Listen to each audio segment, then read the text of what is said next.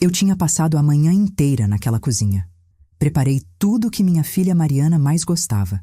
Arroz temperado com açafrão, aquele frango assado com batatas que ela pedia desde criança, a farofa crocante que aprendi com minha avó e a sobremesa, meu Deus, aquele pudim de leite condensado que levou 3 horas para ficar no ponto.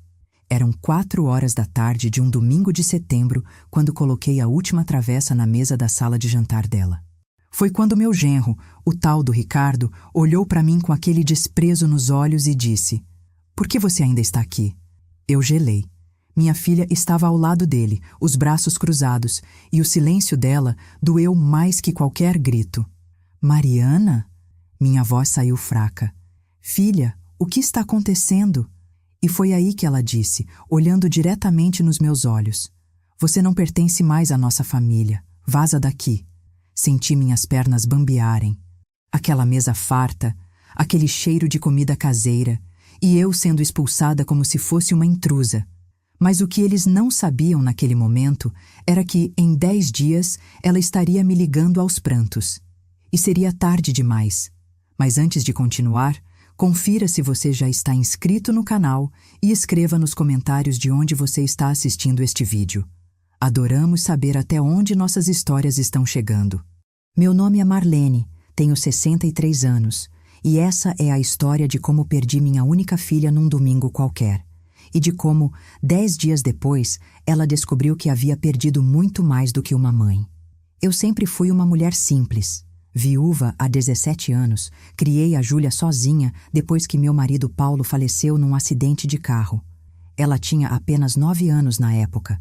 Lembro que prometi a ele, no velório, que nossa menina nunca ia sentir falta de nada. E cumpri essa promessa trabalhando em 3 empregos durante anos. De segunda a sexta, eu era faxineira num consultório médico das 7 da manhã ao meio-dia. À tarde, passava roupas para 5 famílias do bairro. E aos sábados, vendia quentinhas na feira. Minha casa sempre cheirava a sabão em pó e amaciante. Minhas mãos viviam ressecadas de tanto cloro e detergente. Mas a Júlia estudou em escola particular, fez cursinho preparatório, entrou na faculdade de administração. Vendi minha aliança de casamento de ouro 18 quilates para pagar a formatura dela. Vendi o carro velho do Paulo, aquele Chevette 1986 que ele tanto amava, para dar entrada no apartamento dela quando casou. Passei necessidades que até hoje me doem lembrar, mas minha filha nunca passou. Cada centavo que entrava na minha mão tinha um destino, o futuro dela. Mas nunca imaginei que um dia eu estaria ali, naquela sala cheia de móveis caros que eu ajudei a pagar, sendo tratada como lixo. Nunca imaginei que ouviria aquelas palavras saindo da boca da minha própria filha. Nessa história, você vai ver como eu descobri a verdade sobre quem realmente era minha filha. Como dei a volta por cima, mesmo quando achei que tinha perdido tudo. E como provei que mãe sempre sabe mais do que os filhos imaginam. O que eles não sabiam naquele domingo era que eu tinha guardado alguns documentos muito importantes. E que aquele apartamento lindo onde me expulsaram tinha uma história que eles desconheciam completamente. Tudo começou há muito tempo atrás, quando a Júlia ainda era minha menininha de trancinhas e sorrisos largos. Eu lembro como se fosse ontem do dia em que ela ganhou uma bolsa de estudos integral naquela escola particular da Zona Sul. Tinha 10 anos. Ela chegou em casa pulando, com o papel na mão, gritando: "Mãe, mãe, eu consegui, eu passei!" E eu larguei a bacia de roupas molhadas ali mesmo no tanque e a abracei tão forte que molhei o uniforme dela todo. Choramos juntas naquela cozinha pequena, agarradas uma na outra, sentindo que a vida estava nos dando uma chance. Naquela época, morávamos num apartamento alugado de 2 cômodos na Vila Mariana. O cheiro de café fresco pela manhã se misturava com o barulho dos ônibus na rua. Eu acordava às 5 da manhã para preparar o café da Júlia, deixar tudo pronto antes de sair para o trabalho. Lembro do cheirinho de pão torrado, da manteiga derretendo e da minha filha sentada naquela mesa de fórmica amarela, me contando sobre os sonhos dela. "Mãe, quando eu crescer, vou comprar uma casa grande pra gente", ela dizia, os olhos brilhando. "Você não vai precisar trabalhar tanto, prometo." E eu acreditava. Meu Deus, como eu acreditava naquela menina. Os anos foram passando e eu vi minha filha se transformar numa mulher linda, inteligente, determinada.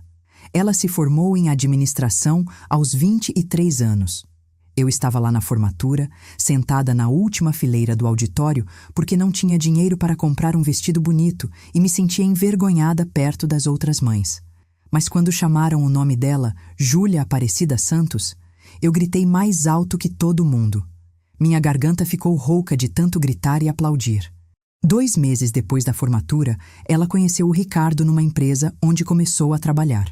Ele era supervisor de vendas, tinha carro próprio, morava sozinho. Lembro da primeira vez que ela me apresentou ele. Foi num domingo de março de 2015. Eu tinha feito macarronada, aquela que a Júlia adorava. Ricardo chegou de camisa social, perfume caro, sorriso perfeito demais. Muito prazer, dona Marlene, ele disse, apertando minha mão com força. A Júlia fala muito da senhora. Mas sabe aquela sensação estranha que a gente tem às vezes? Aquele aperto no estômago que não consegue explicar? Eu tive naquele dia. Tinha algo nos olhos dele que não batia com o sorriso. Algo frio, calculista. Mas eu afastei o pensamento. Besteira minha, pensei. Estou sendo mãe possessiva. No começo, tudo parecia normal. Ricardo vinha nos visitar, trazia flores de vez em quando, falava sobre os planos dele e da Júlia. Eles namoraram por 1 ano e 7 meses. Mas conforme o tempo foi passando, eu comecei a notar pequenas coisas.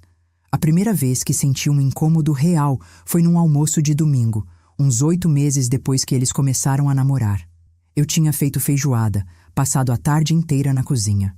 Ricardo chegou, olhou para os pratos e disse: "Feijoada, dona Marlene? Achei que a senhora soubesse que eu não como comida pesada aos domingos. Prejudica minha dieta." Júlia riu nervosa e disse: "Ah, Ricardo, come só um pouquinho. Minha mãe fez com tanto carinho." "Não, obrigado. Vou pedir um delivery de salada." Ele realmente pegou o celular e pediu comida na minha frente, enquanto a feijoada esfriava na mesa. Eu engoli o desconforto e fingi que estava tudo bem. Cada um com suas preferências, pensei. Depois foi a história do casamento. Eles noivaram em dezembro de 2016. Júlia estava radiante, me mostrou o anel de compromisso, uma pequena pedra que brilhava. Mas quando começaram a planejar a festa, Ricardo deixou bem claro: "Dona Marlene, eu sei que a senhora tem limitações financeiras. Não se preocupe com nada. Minha família vai cuidar de tudo." Parecia gentil, mas tinha um peso naquelas palavras. Como se ele estivesse me colocando no meu lugar, me lembrando que eu era pobre demais para contribuir com o casamento da minha própria filha. Mesmo assim, eu vendia a aliança. Aquele anel de ouro que o Paulo me deu há mais de 30 anos. Peguei os R$ 3.420 que consegui na joalheria e dei para a Júlia. "É para você comprar o que quiser para o casamento, filha. É tudo que tenho."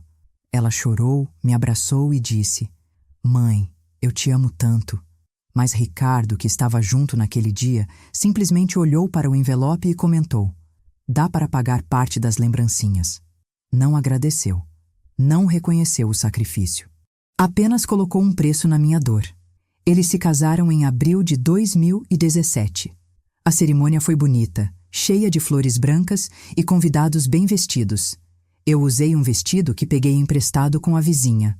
Durante a festa, fiquei na minha mesa, quietinha, observando minha filha dançar com o marido novo. Ela parecia feliz. Era o que importava, não era? 2 meses depois do casamento, eles compraram o apartamento. Na verdade, eu ajudei com a entrada.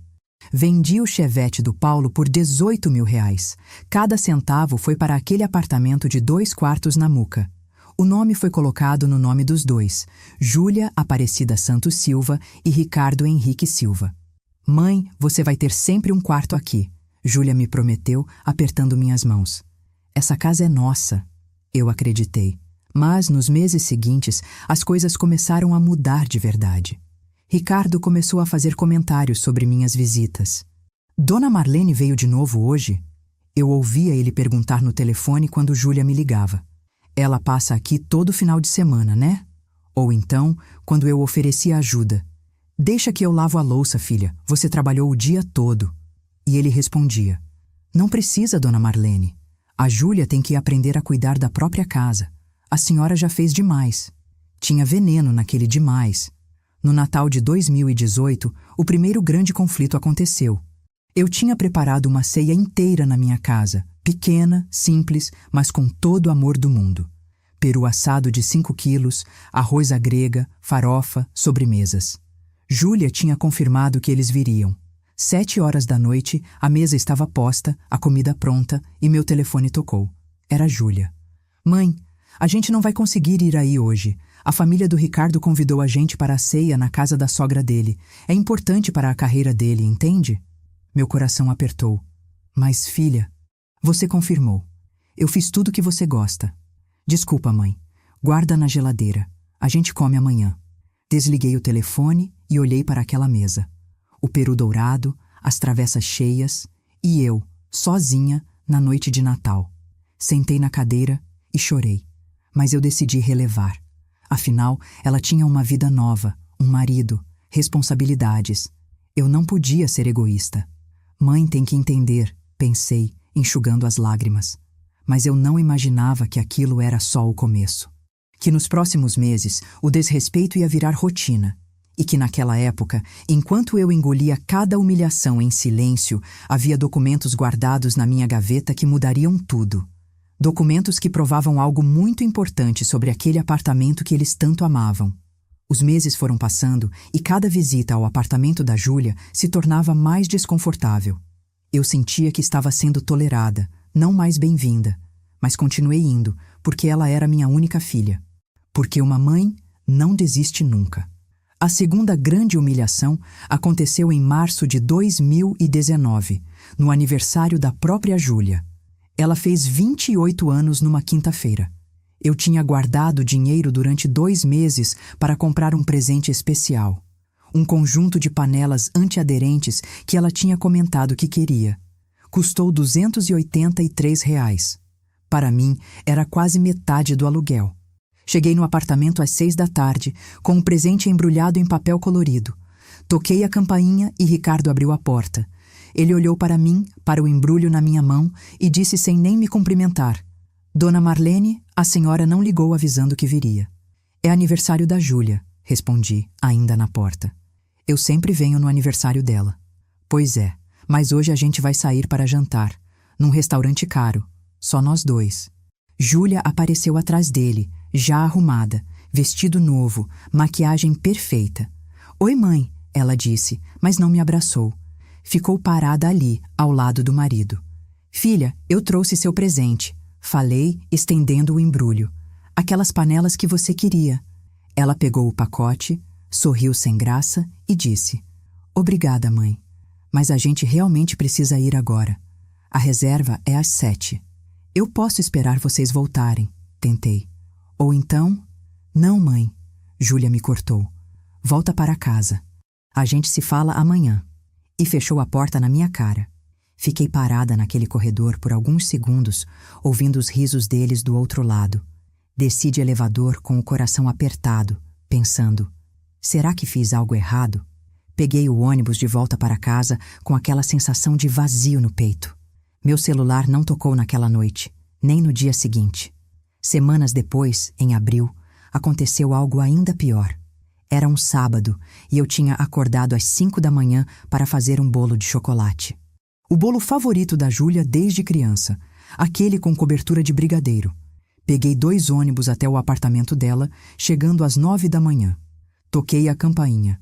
Ricardo abriu de roupão, com cara de sono e irritação. O que é agora, dona Marlene? Trouxe um bolo para vocês, falei, mostrando a travessa. Fiz de madrugada. Ele olhou para o bolo e soltou uma risada seca. A senhora acha mesmo que a gente come esse tipo de coisa? A Júlia está de dieta e eu tenho intolerância à lactose. Quantas vezes a senhora precisa ser avisada? Mas ela sempre amou esse bolo, tentei explicar. Desde pequena, ele me interrompeu. Dona Marlene, acorda. Sua filha não é mais criança. Ela cresceu, evoluiu. Talvez seja a hora da senhora evoluir também e parar de aparecer aqui sem avisar, trazendo comida que ninguém pediu. Júlia apareceu atrás dele, de pijama. Vi que ela escutou tudo, mas não disse nada. Não me defendeu. Apenas ficou ali, calada, olhando para o chão. Júlia! Chamei, minha voz tremendo. Filha, fala alguma coisa. Ela suspirou e disse baixinho. Mãe, vai para casa, por favor. Voltei para casa no ônibus, segurando aquela travessa de bolo no colo. As lágrimas escorriam e eu nem tentava esconder.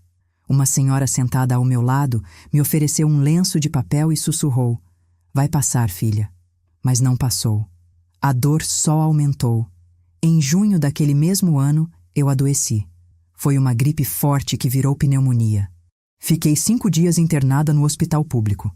A vizinha, Dona Célia, foi quem me levou na emergência às 3 da madrugada, quando eu não conseguia mais respirar direito. Ela ligou para a Júlia. Sua mãe está muito mal, Júlia. Está internada no São Paulo Hospital. Minha filha não apareceu no hospital. Nos 5 dias que fiquei lá, sozinha, olhando para aquele teto branco, ouvindo o barulho dos aparelhos, ela não foi me ver nem uma vez. Mandou uma mensagem no 3º dia. Mãe, espero que melhore logo. Estou muito ocupada no trabalho, não consigo visitas agora. Ocupada demais para ver a própria mãe no hospital. Quando recebi alta, foi Dona Célia quem me buscou. Me ajudou a subir as escadas até o apartamento, preparou uma sopa, ficou comigo até eu dormir. E eu pensava, uma vizinha está fazendo o que minha filha deveria fazer. 2 semanas depois, quando já estava melhor, fui ao apartamento da Júlia. Precisava tentar entender o que estava acontecendo. Alguma coisa tinha mudado minha menina, e eu precisava descobrir o quê. Cheguei às 3 da tarde de uma terça-feira. Toquei a campainha. Ricardo abriu. De novo, Dona Marlene? Preciso falar com minha filha. Ela está trabalhando. Então, eu espero. Ele bufou, mas me deixou entrar. Fiquei sentada na sala por 2 horas. Olhava para aqueles móveis bonitos, para as cortinas caras, para os quadros na parede.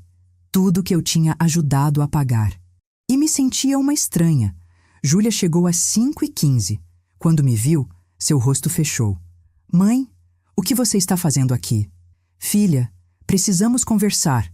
Levantei do sofá. Por favor, me explica o que eu fiz de errado. Por que você está me tratando assim? Ricardo apareceu da cozinha com um copo de uísque na mão. Quer saber, Júlia? Fala logo para ela. Falar o quê? Perguntei, o coração disparando. Júlia trocou um olhar com o marido. Ele acenou com a cabeça, como dando permissão. Minha filha respirou fundo e disse: Mãe, eu cansei. Cansei de ter uma mãe que é faxineira.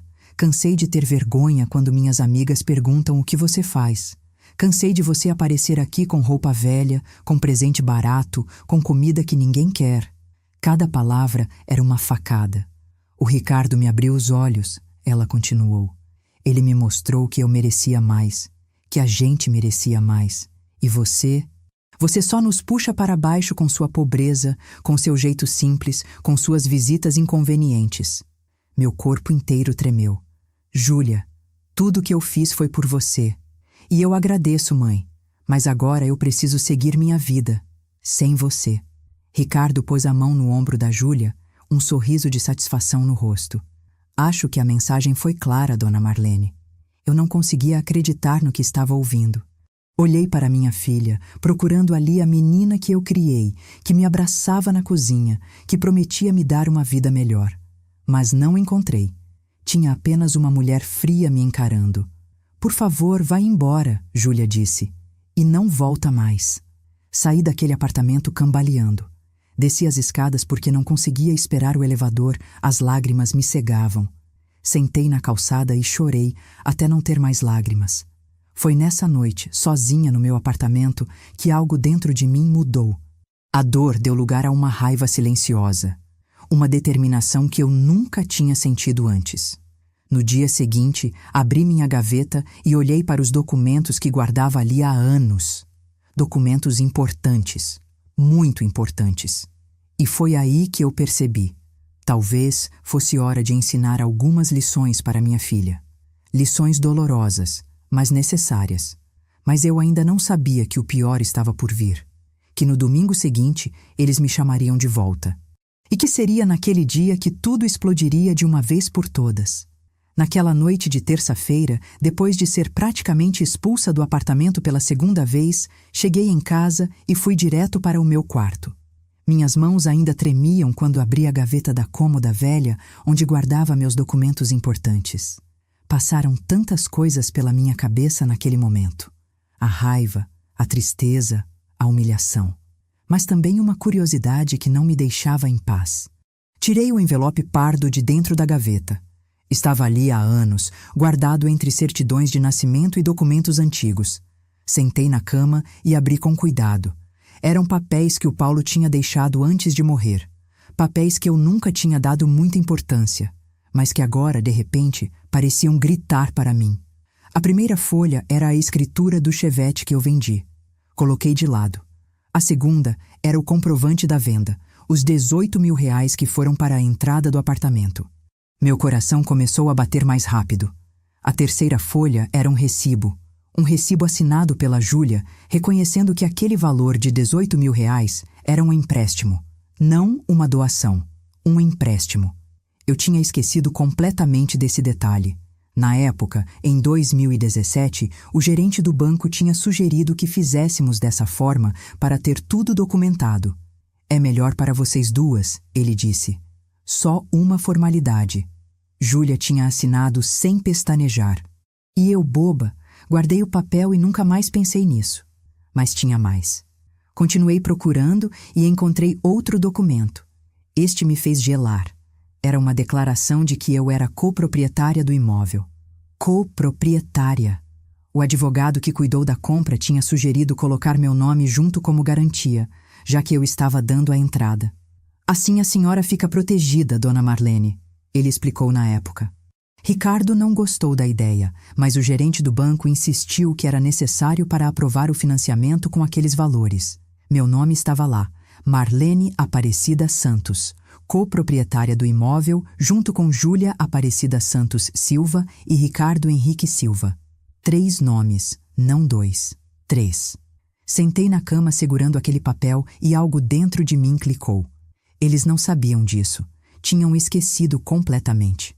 Achavam que o apartamento era só deles, que eu era só uma mãe chata que não sabia o seu lugar. Mas legalmente, juridicamente, 1/3 daquele apartamento era meu. Na quarta-feira de manhã, peguei todos os documentos e fui até o escritório do advogado Dr. Marcelo Ferreira, o mesmo que tinha cuidado da compra do apartamento anos atrás. Seu escritório ficava num prédio antigo no centro, 3º andar, sala 302. Subi as escadas com as pernas tremendo e o coração disparado. Ele me recebeu com gentileza. Dona Marlene, quanto tempo? O que atrás aqui? Coloquei os documentos sobre a mesa dele. Dr. Marcelo, preciso saber exatamente quais são meus direitos sobre esse apartamento. Ele colocou os óculos e começou a ler cada papel com atenção. O silêncio daquele escritório era quebrado apenas pelo tic-tac do relógio na parede. Depois de alguns minutos, ele olhou para mim e disse: Dona Marlene, a senhora é coproprietária legal deste imóvel. Tem direito a 1/3 do valor de mercado. E se eu quisesse vender minha parte? Perguntei, minha voz quase sumindo. A senhora tem todo o direito de fazer isso. Pode oferecer primeiro aos outros proprietários, como é de praxe, ou pode pedir a divisão judicial do bem. E quanto vale esse apartamento hoje? Ele verificou no computador, pesquisou por alguns minutos. Imóveis similares naquela região da Muca estão sendo vendidos por volta de 450 mil reais. 1/3 disso daria 150 mil reais. É o que a senhora tem direito. 150 mil reais. Eu, que tinha vendido minha aliança por 3 mil reais, que trabalhava até os dedos sangrarem para juntar algumas centenas, tinha direito a 150 mil reais e minha filha me tratava como lixo. O que a senhora pretende fazer? Dr. Marcelo perguntou, tirando os óculos. Ainda não sei, menti. Mas no fundo eu já sabia. Algo tinha mudado dentro de mim. A mãe que engolia desaforo, que perdoava tudo, que aceitava migalhas, tinha morrido naquela terça-feira. Uma mulher diferente estava nascendo no lugar. Na sexta-feira à noite, meu telefone tocou. Era Júlia. Fiquei olhando para a tela, O nome dela piscando, meu coração dividido entre atender e desligar. Atendi. Mãe, ela disse, e tinha algo diferente na voz, uma falsa doçura. Olha, eu sei que a gente não está muito bem, mas é aniversário de casamento meu e do Ricardo no domingo. 8 anos juntos. Pensei em fazer um almoço especial aqui em casa. Fiquei em silêncio. Mãe? Você está aí?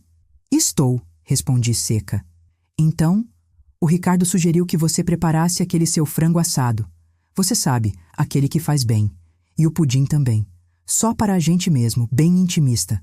Pode vir domingo de manhã cedo para preparar tudo? Entendi na hora. Eles não queriam minha presença. Queriam meus serviços. Queriam que eu fosse a empregada do almoço de aniversário deles. Que horas? Perguntei. Umas 9 da manhã está bom. Aí você prepara tudo e deixa pronto. O almoço é 12:00. Vou estar aí, falei. E desliguei antes que ela dissesse mais alguma coisa. Passei o sábado preparando a comida. Fiz o frango com aquele tempero especial que levava 12 horas marinando. O pudim de leite condensado que demorava 3 horas no forno. A farofa crocante, o arroz com açafrão, as batatas assadas, cada prato perfeito, cada detalhe impecável. Mas dessa vez era diferente. Não estava fazendo com amor. Estava fazendo com propósito. No domingo de manhã, acordei às 6. Vesti minha melhor roupa, uma calça preta e uma blusa branca simples, mas limpa e passada. Prendi o cabelo, passei um batom discreto, olhei no espelho e vi uma mulher diferente. Uma mulher cansada de ser pisoteada. Coloquei toda a comida em potes e peguei 2 ônibus até o apartamento da Júlia. Eram 8h40 quando cheguei. Toquei a campainha. Ricardo abriu, de bermuda e camiseta, bocejando. Ah, a senhora chegou, disse sem cumprimentar. Deixa as coisas na cozinha e pode ir preparando. Entrei carregando as sacolas pesadas. Júlia estava na sala, mexendo no celular. Oi, mãe, ela disse sem levantar os olhos. Fui para a cozinha e comecei a esquentar tudo, arrumar os pratos, preparar a mesa. Trabalhei em silêncio por quase 2 horas. O cheiro da comida caseira foi tomando conta do apartamento. Ao 12:00 em ponto, terminei de colocar a última travessa na mesa da sala. O frango dourado no centro, as batatas brilhando de tão bem assadas, a farofa crocante, o arroz perfumado. Tudo lindo, perfeito. Foi quando Ricardo e Júlia entraram na sala. Ele olhou para a mesa, depois para mim, e disse aquelas palavras que eu já tinha ouvido antes. Por que você ainda está aqui? Júlia estava ao lado dele, os braços cruzados. E foi nesse momento que tudo mudou, que a humilhação final aconteceu. Aquela que quebrou o último fio que ainda me prendia à ilusão de que eu tinha uma filha. Mas eu tinha algo que eles não sabiam. Tinha documentos, tinha direitos, tinha poder. E estava prestes a usar tudo isso. Por que você ainda está aqui? Ricardo repetiu, olhando para mim com aquele desprezo que eu já conhecia tão bem. Eu estava parada ao lado da mesa, aquela mesa farta que eu tinha passado horas preparando. O cheiro de comida caseira ainda pairava no ar. E foi nesse momento que senti algo diferente dentro de mim. Não era mais dor. Era uma calma fria, uma certeza. Mariana? Minha voz saiu firme, sem o tremor de antes. Filha, o que está acontecendo? Júlia olhou para o marido como se pedisse permissão para falar. Ele acenou com a cabeça, um sorriso sarcástico nos lábios. Minha filha respirou fundo, me encarou e disse as palavras que eu jamais vou esquecer. Você não pertence mais à nossa família. Vaza daqui! O silêncio que se seguiu foi ensurdecedor. Ricardo começou a rir. Uma risada baixa, maldosa. Finalmente, ele disse. Finalmente ela falou o que precisava ser dito. Senti minhas pernas ficarem fracas por 1 segundo. Mas só por 1 segundo. Porque naquele momento eu lembrei dos documentos. Lembrei da conversa com o Dr. Marcelo. Lembrei de quem eu realmente era naquela história. Olhei para minha filha. Para aquela mulher que eu tinha criado sozinha, que eu tinha sacrificado tudo para dar uma vida melhor. E disse, com uma voz que não parecia minha de tão firme: lembre-se bem desta data, Júlia. 23 de setembro de 2019. Hoje você não apenas perdeu sua mãe, Você destruiu seu futuro. Ricardo deu uma gargalhada alta. Ouviu isso, Júlia? Sua mãe está fazendo drama. Sai da minha casa, mãe, Júlia disse, apontando para a porta. Agora. Eu não me movi. Continuei ali, parada, os olhos fixos nela. Sua casa? Perguntei baixinho. Você tem certeza absoluta de que essa casa é só sua? Algo mudou na expressão de Ricardo. Uma sombra de dúvida cruzou seu rosto. O que você está insinuando, dona Marlene? Não estou insinuando nada, respondi. Estou afirmando, e vocês vão descobrir exatamente o que eu quero dizer muito em breve. Peguei minha bolsa, virei as costas para aquela mesa linda, para aquela comida que eles não mereciam e saí do apartamento. Mas dessa vez era diferente. Não estava saindo humilhada. Estava saindo com um plano. Na segunda-feira de manhã, às 9 horas em ponto, voltei ao escritório do Dr. Marcelo. Coloquei os documentos sobre a mesa dele e disse: quero vender minha parte do apartamento. Hoje. Agora. Ele me olhou surpreso. Dona Marlene, a senhora tem certeza? Isso vai criar um conflito legal grande.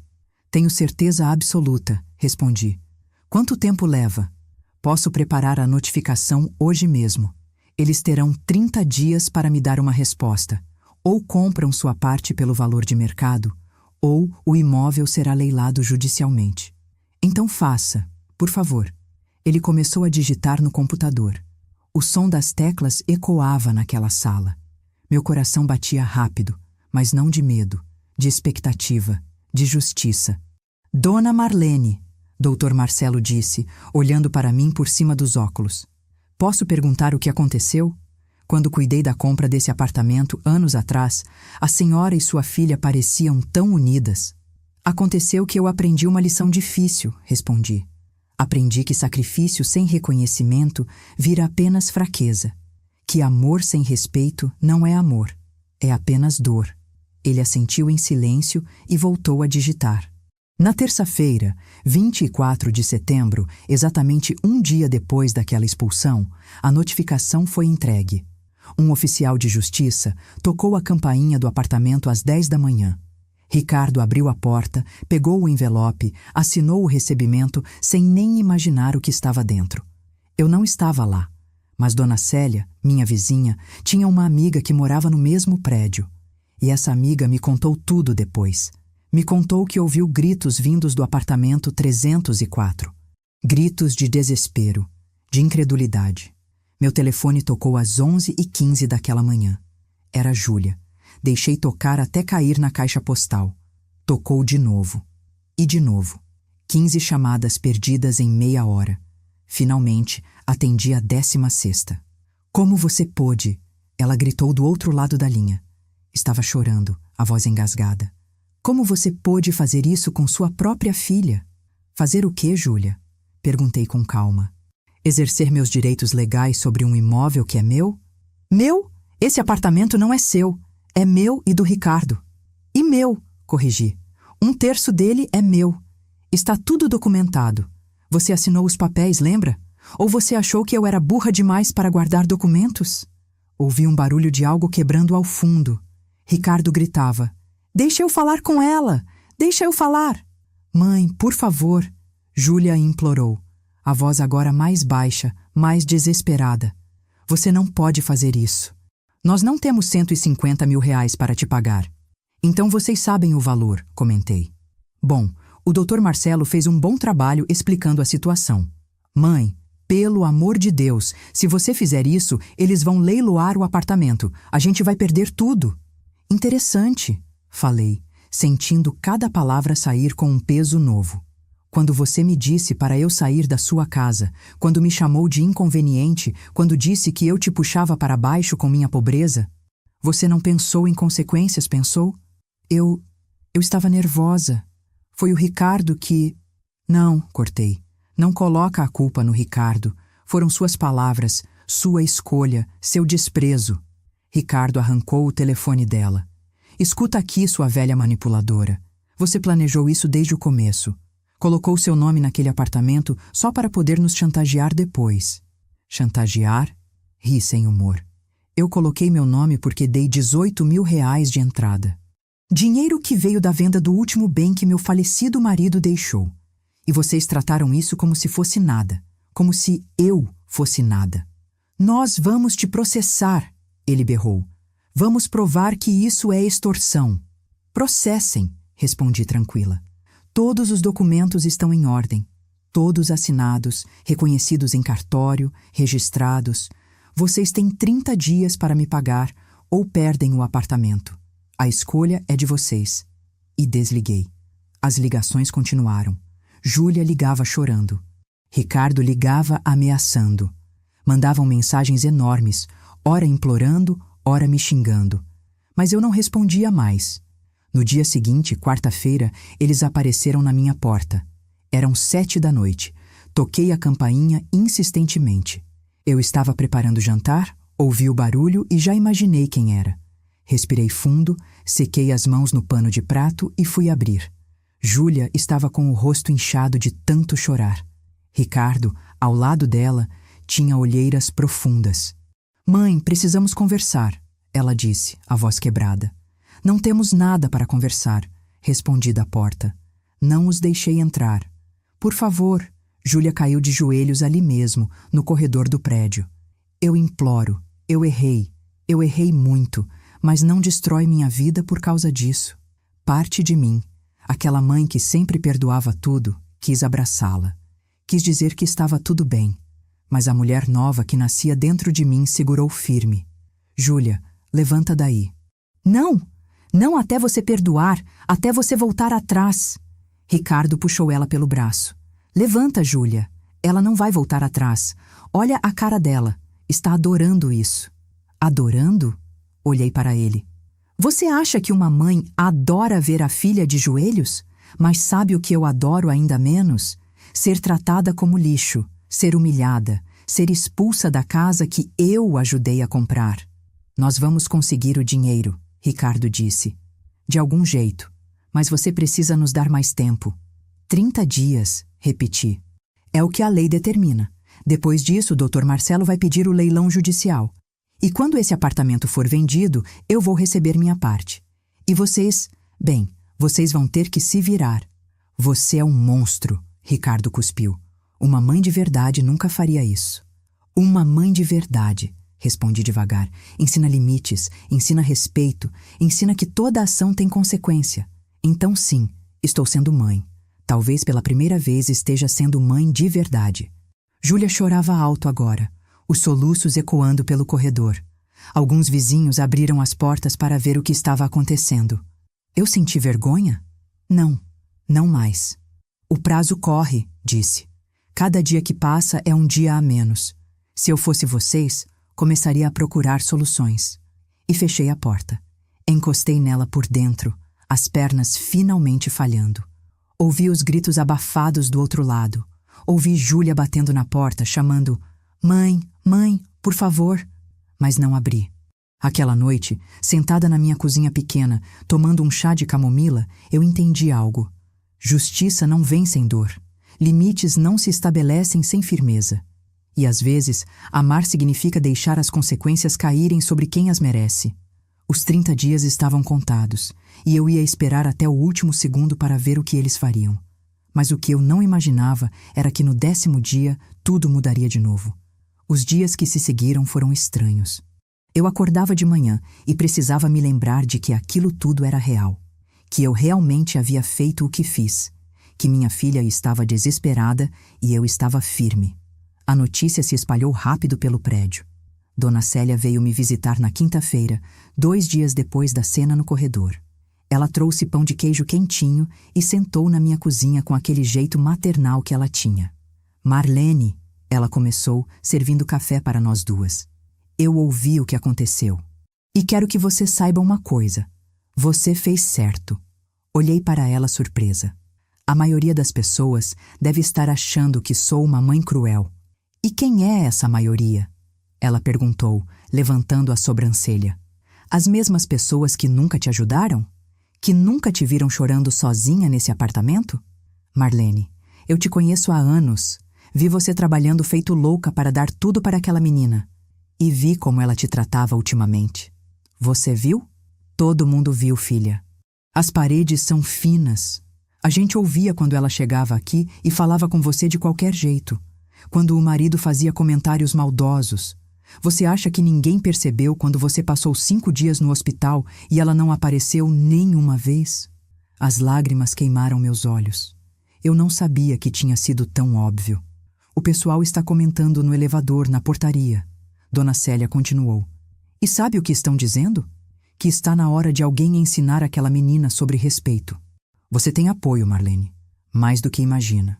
Aquilo me aqueceu o coração de um jeito que eu não esperava. No 6º dia, encontrei com o seu Osvaldo, o porteiro do prédio, quando descia para ir ao mercado. Ele segurou meu braço gentilmente e disse: Dona Marlene, a senhora está fazendo a coisa certa. Minha mãe me criou sozinha também. Eu jamais teria coragem de tratá-la do jeito que sua filha tratou a senhora. No 7º dia, a irmã do Paulo, minha cunhada Teresa, me ligou. Ela morava em Campinas e a gente mal se falava desde que ele morreu. Marlene, soube do que aconteceu. A Júlia me ligou chorando, pedindo para eu convencer você a desistir. Meu coração apertou. E você vai tentar me convencer? Não, ela respondeu firme. Liguei para te dar parabéns. Paulo estaria orgulhoso de você. Aquela menina precisa aprender que respeito não é opcional, é obrigação. Desligamos e eu chorei.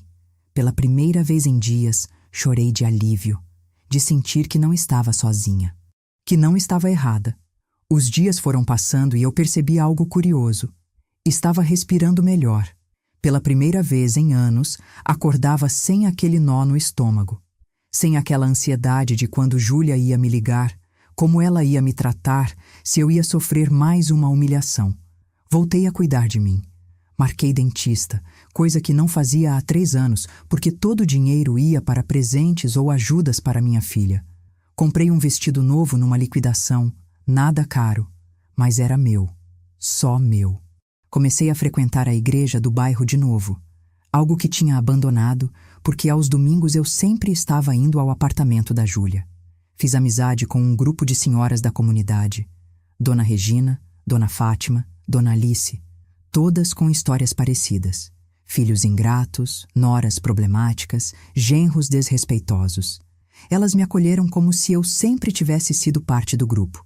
Você demorou, mas chegou, Dona Regina disse, me abraçando depois da missa.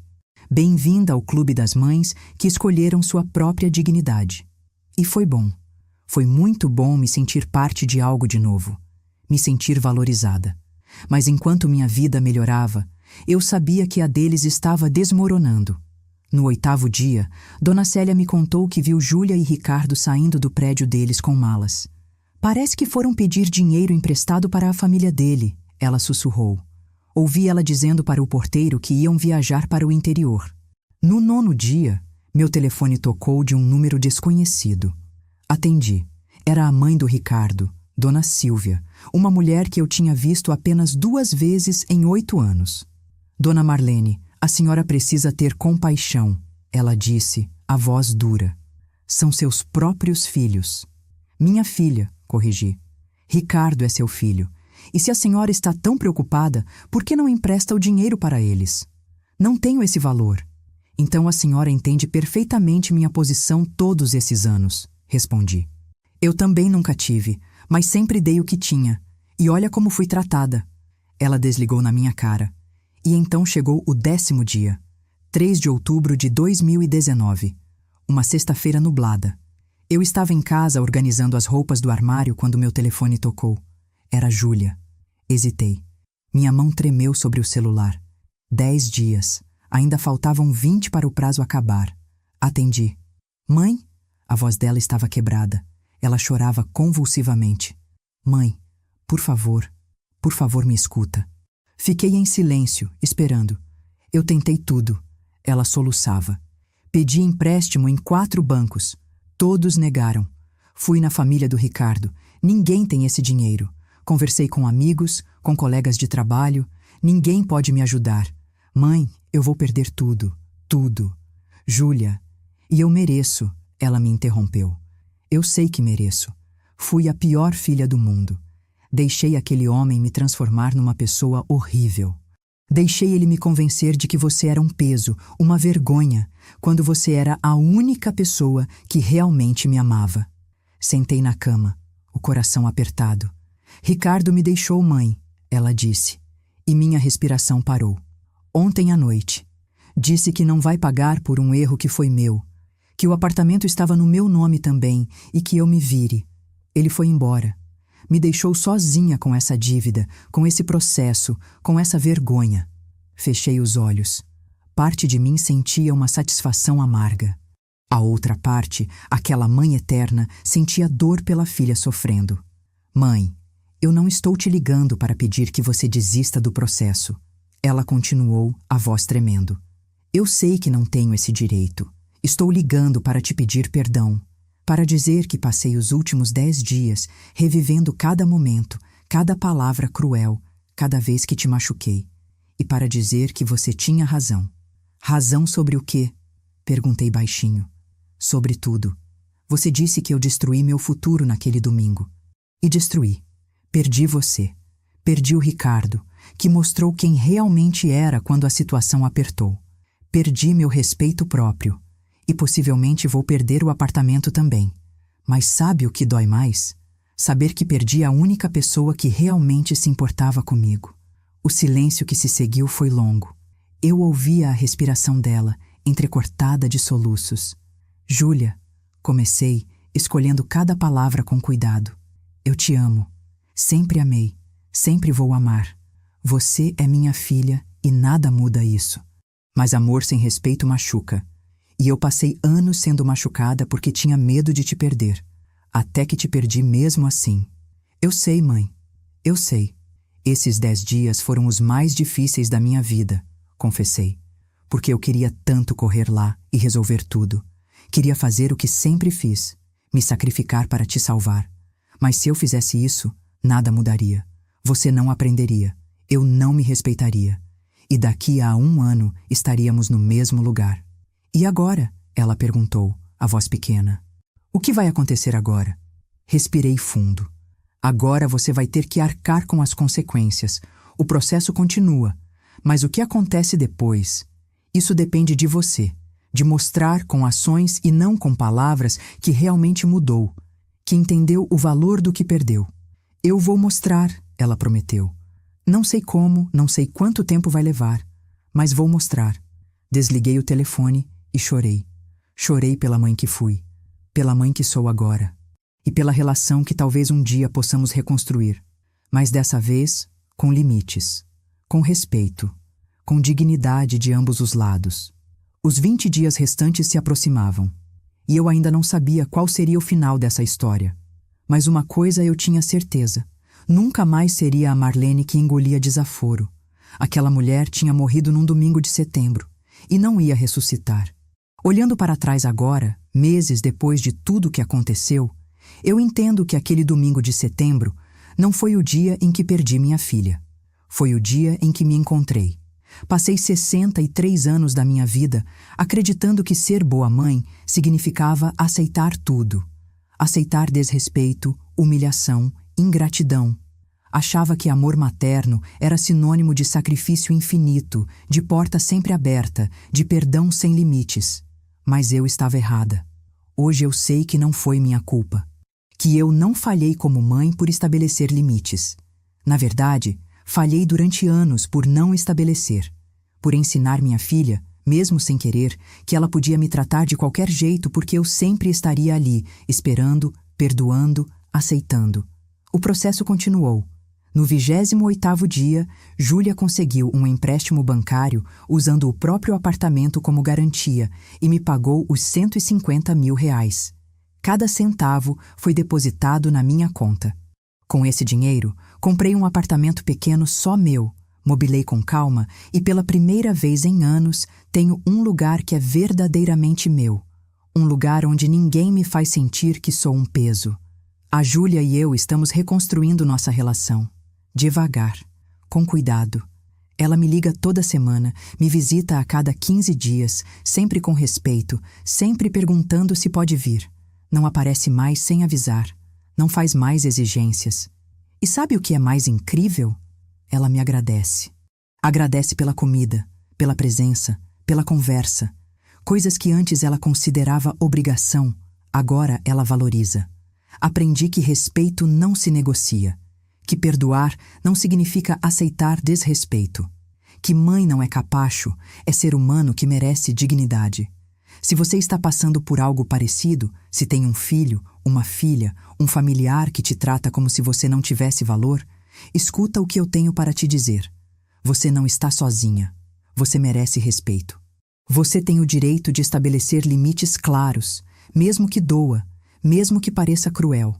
Porque amor verdadeiro não é aquele que aceita tudo.